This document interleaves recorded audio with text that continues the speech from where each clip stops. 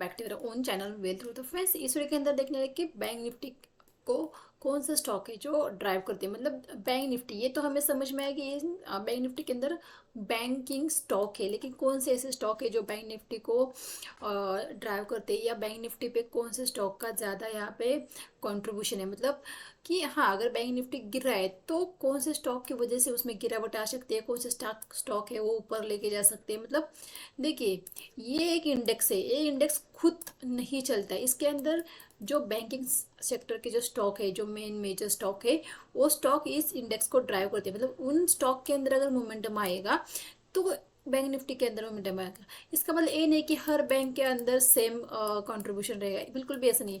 जो major 5 bank है उसका ज़्यादा वेटेज बैंक निफ्टी के अंदर रहता है।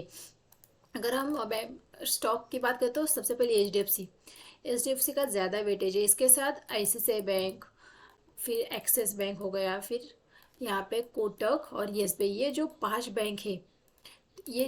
बैंक है, इसका ज़्यादा वेटेज यहाँ पे देखने को मिलता है।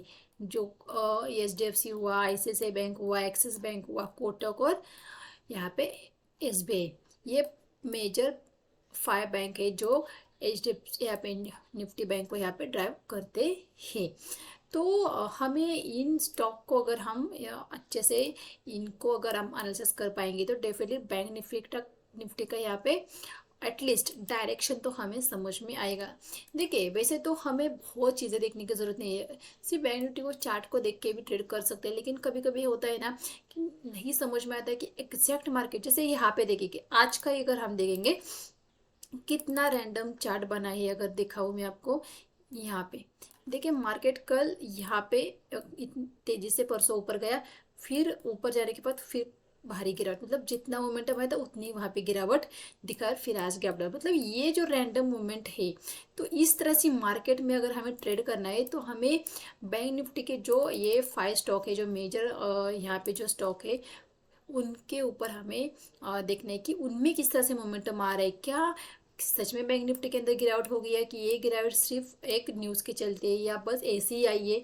तो इन चीज़ों को हम उन 5 बैंकों को देख के प्रिडिक्ट कर सकते हैं, या समझ सकते हैं कि बैंक निफ्टी का डायरेक्शन किस तरह से, क्या इस तरह से गिरावट कंटिन्यू हो जाएगी, या तो इस तरह से पैटर्न ऊपर की तरफ ये गिरावट यहाँ से ऊपर तक जा सकती है, या यहाँ से ऊपर तक जा सकती है।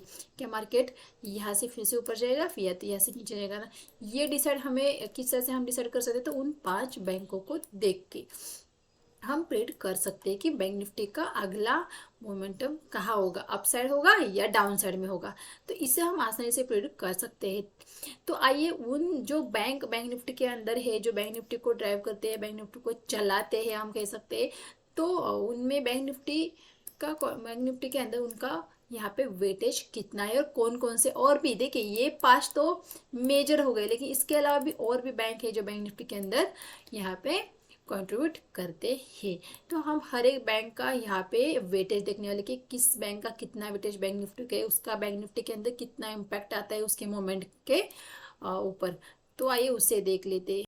तो अगर हम यहाँ पे देखें कि जैसे कि मैंने आपको कहा था कि HDFC बैंक, तो HDFC बैंक का यहाँ पे 33% वेटेज हमें यहाँ पे देखने को मिलता है, यहाँ निफ्टी बैंक के अंदर। इसके अलावा ICICI बैंक, जिसका 26% यहाँ पे हमें वेटेज देखने को पड़े। मतलब ये 2 मेजर बैंक है जिनका कंट्रीब्यूशन यहाँ पे बैंक निफ्टी के अंदर बहुत ज़्यादा। मतलब ये 2 बैंक भी अगर एक साइड मूवमेंट अगर दिखाई तो बैंक निफ्टी को ऊपर या नीचे, मतलब ये 2 बैंक अगर ऊपर जाएंगे तो डेफिनेटली बैंक निफ्टी ऊपर जा सकती है। ये 2 बैंक अगर नीचे आएंगे तो डेफिनेटली बैंक निफ्टी नीचे आ सकती है। मतलब इन 2 बैंक का वेटेज ज़्यादा है कंपेयर टू अदर बैंक।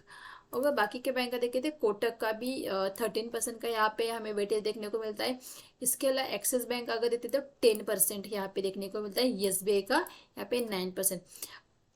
मतलब देखेंगे तो यही जो 5 बैंक है जो मैंने अभी बताया था, यही 5 बैंक है जिसका वेटेज बैंक निफ्टी के अंदर ज़्यादा है। तो ये 5 बैंक अगर एक तरफा मोमेंटम दे, मतलब ये 5 बैंक के अंदर अगर अपसाइड का मोमेंटम 5 बैंक के अंदर अगर देखने को मिलता है तो डेफिनेटली बैंक निफ्टी ऊपर की तरफ मोमेंटम कर सकता है। अगर ये 5 बैंक अगर नीचे की तरफ मोमेंटम करते तो डेफिनेटली बैंक निफ्टी भी नीचे की तरफ आती हुई दिख सकती है। इसके अलावा अगर मानो ये दो बैंक अगर डाउन हो जाते हैं, मतलब इन दो बैंकों अगर हमें गिरावट नजर आती है, और इन सारे बैंकों के अंदर अगर तेजी भी हमें मतलब इन कुछ बैंकों के अंदर तेजी है, कुछ बैंक साइड में, फिर भी बैंक निफ्टी हमें नीचे की तरफ धीरे धीरे धीरे धीरे मोमेंटम नीचे की तरफ ही दिखाई पड़ेगा। क्यों? क्योंकि देखिए एचडीएफसी एक्सिस बैंक का वेटेज ज्यादा है, अगर ये दोनों बैंक अगर गिरने लगे तो ये दोनों तीन बैंक बढ़ भी जाए फिर भी उतना बैंक निफ्टी को कोई फर्क नहीं पड़ेगा, क्योंकि मेजर वेटेज इनका ज़्यादा है। तो ये गिरेंगे तो वो बैंक निफ्टी को डेफिनेटली गिराएंगे ही गिराएंगे। तो हमें ज़्यादा ध्यान किस पे देना है? ये दोनों बैंकों की, इन दोनों का मोमेंटम किस तरह से है, ये ऊपर जाने वाले या नीचे जाने वाले, बस एक ही जगह पे स्टक रहने वाली। तो ये अगर हमें समझ में आ गया तो डेफिनेटली, जैसे बैंक निफ्टी के अंदर रैली को अगर हमें कैप्चर करना है, बहुत सारे लोगों की बहुत सारी तमन्ना रहती है कि मुझे तो इस रैली को कैप्चर करना है, ये 10 रुपए का 400 रुपये हो गया, काश मैं इसे होल्ड कर पाता। तो अगर इन सारी रैली को अगर कैप्चर करना है, अगर इनको प्रिंट करना है, तो इन दो बैंकों को आपको, या तीन बैंकों को कह सकते हो, कोटक, ICICI और HDFC, इन तीन बैंकों के ऊपर आपका ध्यान रहना चाहिए। तभी आप एक बड़ा मोमेंटम, या आपने ऐसा होता है ना, अगर 10 रुपये में लिया है तो 50 में निकल जाते हैं, लेकिन फिर वो 400 हो जाता है, तो वो 50 से ना निकले, उसे किस तरह से होल्ड करे कि आगे कितना मोमेंटम हो सकता है। तो ये आपको इन बैंकों के चार्ट को देख के यहाँ पे समझ में आ सकता है कि इनमें किस तरह से मोमेंटम दिख रहा है, कि इनके अंदर तेजी दिख रही है, कि इनके अंदर भारी गिरावट दिख रही है। मतलब ये तीन बैंक मार्केट का ट्रेंड, आपको बैंक निफ्टी का ट्रेंड बता सकते हैं।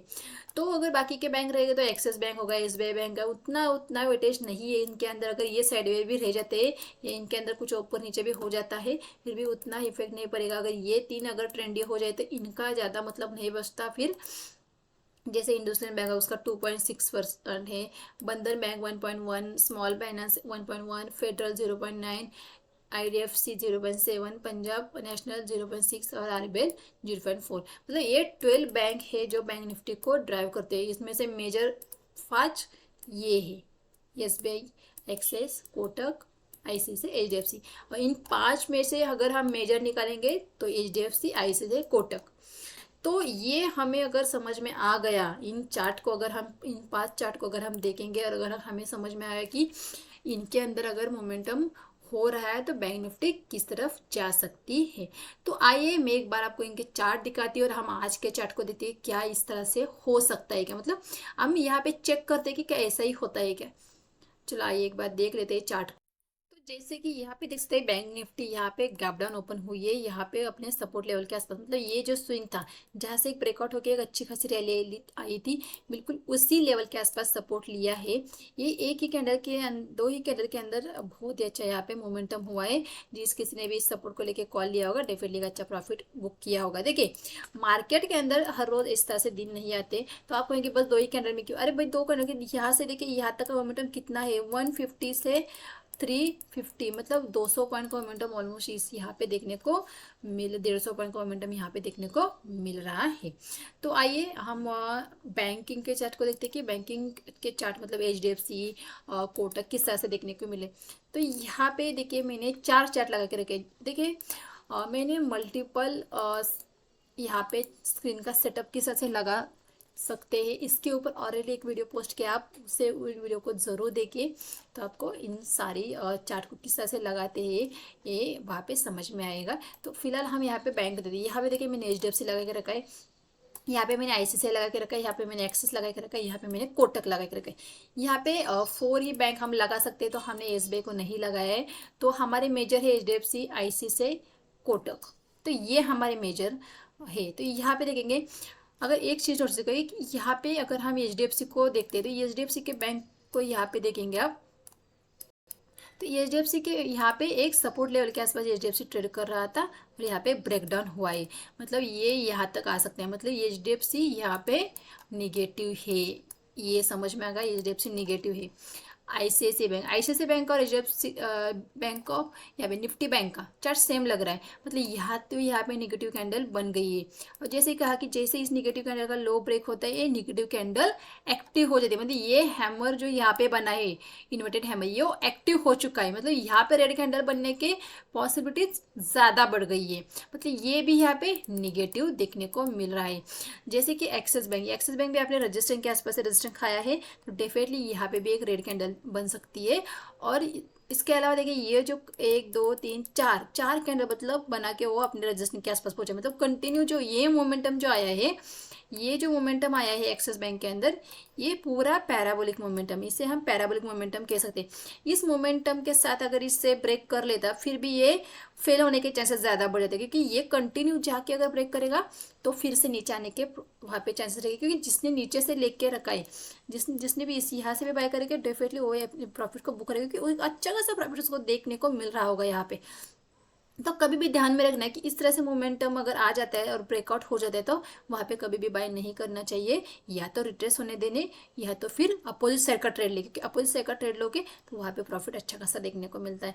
तो डेफिनेटली यहाँ तो रेड कैंडल के पॉसिबिलिटी इससे भी ज़्यादा, मतलब एक्सिस से भी एक्सिस बैंक आईसीआईसीआई बैंक से भी एक्सिस बैंक में यहाँ पे गिरावट के चांसेस ज़्यादा देखने को मिला है। जैसे कि एचडीएफसी बैंक के अंदर अगर कोटक बैंक को देखते हैं तो कोटक बैंक के अंदर फिलहाल यहाँ पे कोटक बैंक के अंदर फिलहाल कुछ मोमेंटम नहीं है हमें देखने को मिला है, बस एक ही रेंज में एक ट्रैवल करता हुआ नजर है, ना बड़ी बड़ी कैंडल ना कुछ नहीं देखने को मिला है।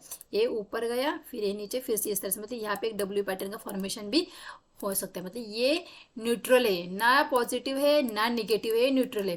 तो ये 3 बैंक तो निगेटिव देखने को मिल रहे हैं हमें फिलहाल के लिए, तो डेफिनेटली बैंक निफ्टी के अंदर हम यहाँ पे निगेटिव साइड में रहेंगे, कॉल को हम अवॉइड करने की कोशिश करेंगे। आइए एक बार बैंक निफ्टी को देख लेते हैं कि किस तरह से यहाँ पे चार्ट देखने का, ये देखिए ये बैंक निफ्टी का चार्ट है। बैंक निफ्टी फिलहाल इस जोन के अंदर फंसी हुई है, तो देखिए बैंक निफ्टी के अंदर डेफिनेटली ये रजिस्ट्रेशन के आसपास या ये यहाँ पे मिली तो यहाँ पे हम पी लेने की कोशिश करेंगे, तो फिर से हमें 44,000 तक के टारगेट देखने को मिल सकते हैं। ये 2 चीज़ें होती है, ये देखिए गिरावट का इसका मतलब ये नहीं कि इस तरह से एक बड़ी गिरावट आएगी, बिल्कुल भी ऐसा नहीं है, लेकिन अप साइड का ट्रेड लेने में ज़्यादा रिस्क रहेगी कंपेयर टू डाउन साइड का। मार्केट का जो निफ्टी बैंक के जो यहाँ पे जो बैंक है जो निफ्टी बैंक को ड्राइव करते हैं वो निगेटिव में है, जो अभी हमने देखा है वो निगेटिव में चल रहे हैं, तो फिलहाल के निफ्टी बैंक भी हमें निगेटिव में ही देखनी चाहिए या हमें यहाँ पे सेल की अपॉर्चुनिटी ढूंढनी चाहिए। हाँ ऐसा नहीं है कि हम सेल ही देंगे, अगर निफ्टी बैंक के अंदर अगर निफ्टी बैंक 44,500 के ऊपर निकलता है तो डेफिनेटली आप सी के साइड में सोचते हैं या आप फिर आप कॉल के साइड में सोच सकते हैं, लेकिन फिलहाल के लिए मार्केट का डायरेक्शन निगेटिव है तो हम निगेटिव साइड में ही ट्रेड करेंगे, फिर से हमें 43,900 तक के भी टारगेट देखने को मिल सकते हैं। अगर ये लेवल आज का लोग जैसे ही ब्रेक होगा 43,900 के टारगेट दिखा सकता है। तो गाइज आपको समझ में आ गया होगा कि किस तरह से हम बैंक निफ्टी को बहुत ज़्यादा, मतलब ऐसा होता है ना हम जब स्टार्टिंग में ऑप्शन ट्रेडिंग शुरू करते हैं तो हमें बहुत सारी चीज़ें देखनी पड़ती है, बहुत संभाल के ट्रेड करना पड़ता है, क्योंकि हमारे पास सबसे पहले कैपिटल कम होता है। जो 10,000 5,000 में जो ट्रेड करते हैं उनके पास कैपिटल बहुत कम होता है, उनके बहुत ज़्यादा हम वहाँ पे देख कर हम कोशिश करते हैं कि हमारा एसएल ना हिट हो, अगर हिट भी हो तो बहुत छोटा एसएल हो और हमें एक प्रॉफिटेबल ट्रेड मिले, भले हमारा प्रॉफिट छोटा क्यों ना हो, माना 5,000 से ट्रेड करते हो 10,000 से ट्रेड करते हो उनमें आपको 1,000 मिल गया 2,000 मिल गया चाहे 500 भी मिल गए, फिर भी प्रॉफिट में निकलना बहुत ज़्यादा ज़रूरी है। तो इन सारी चीज़ों को आपको देखना पड़ेगा, शुरुआत चीज़ें में आपको मल्टीपल चीज़ों को वहाँ पे एनालिसिस करना पड़ेगा प्रॉफिटेबल बनने में। तो क्या हर रोज इस चीज़ों को एनालाइज करना पड़ेगा, तो देखिए हर रोज एनालाइज करने की ज़रूरत नहीं है, एक कभी कभी देखिए जब मार्केट को समझ नहीं आ जाए, मार्केट जब रैंडमली मूवमेंट करे तभी आपको इन स्टॉक को देखना पड़ेगा।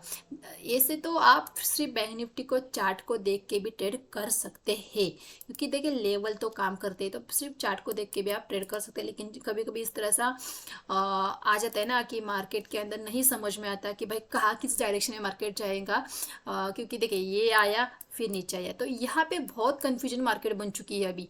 तो इस कन्फ्यूजन मार्केट के अंदर तो मैं कहूँगी जो बिगनर है उन्होंने तो अवॉइड करना है, इस तरह की मार्केट को उन लोगों ने तो अवॉइड करना है जो बिगनर है। बिल्कुल भी इस तरह से मार्केट को नहीं पकड़ना है। लेकिन कुछ होता है नहीं, हमें तो ट्रेड करना ही भले हमारा लॉस क्यों ना हो जाए। तो फिर भी ऐसी मार्केट में भी प्रॉफिटेबल बनने के लिए आपको बैंक निफ्टी के जो स्टॉक है जो बैंक निफ्टी को ट्राई करते हैं उनको एनालाइज करना पड़ेगा, तभी आप प्रॉफिट कमा पाओगे। तो फ्रेंड्स, वीडियो अच्छा लगा तो वीडियो को लाइक कीजिए, चैनल को सब्सक्राइब कीजिए अभी तक सब्सक्राइब नहीं किया। हमने ऑप्शन ट्रेडिंग के अंदर अभी स्टार्ट में बहुत सारे वीडियो बनाना शुरू किया, एक सीरीज शुरू किए। बहुत बेसिक चीज़ें हमने यहाँ पे समझाने की कोशिश की है। तो आपने उस वीडियो को नहीं देखा तो उन वीडियो को आप ज़रूर देखें। इस वीडियो के पीछे उस वीडियो की लिंक ज़रूर आपको मिलेगी। तो थैंक यू फ्रेंड्स।